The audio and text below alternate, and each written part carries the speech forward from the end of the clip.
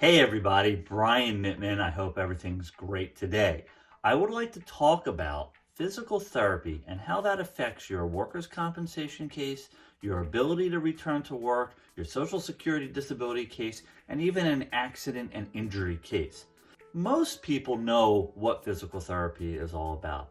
After some type of injury or illness, you go to a physical therapist who is going to show you how to move your body part again, how to build up strength, how to fix things like proprioception, about how your nerves and your brain talks to your foot so you know that, oh wow, this is the normal way to walk even though I haven't walked for 3 weeks or 6 weeks or whatever it may be.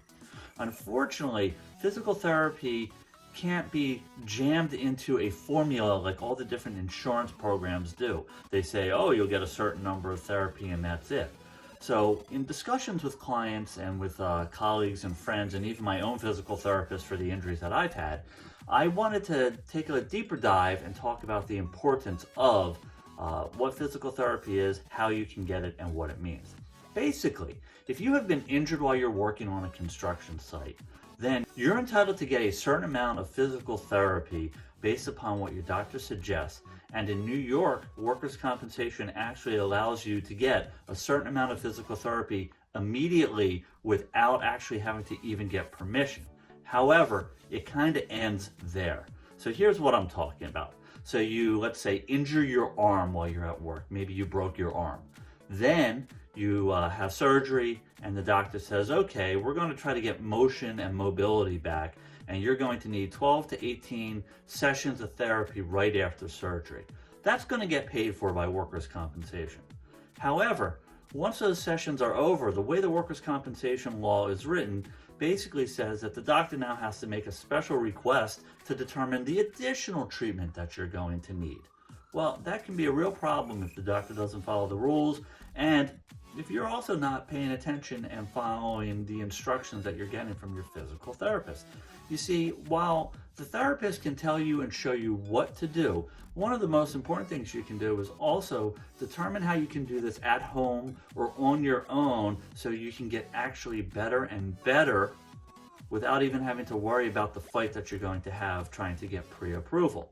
Now, there are a lot of things that are going on as well in workers' compensation these days. Physical therapists have now become authorized providers under the workers' compensation law. We don't really know what it means, unfortunately, because they still have to get the permission of a doctor to request more therapy.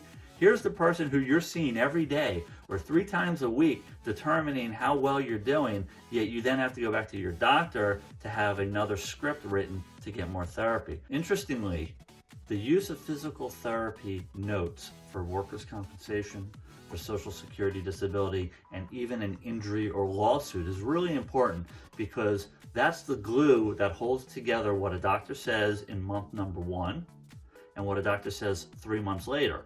You may not see the doctor in between, but if you have seen a therapist, physical or occupational, then those notes can tie together what's really going on.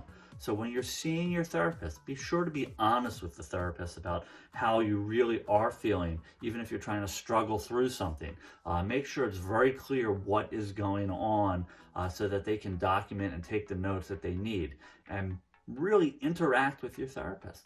They're some great people, they're well trained, and they can give you hints on how to do certain things so that you can get better and better. Because what will happen is at some point, if there's a workers' comp program or some type of other program like No Fault that is paying for your treatment or even your private insurance, at some point they will cut off your physical therapy benefits, and then you'll have to exercise at home or exercise at a gym, and you need to know what is going on.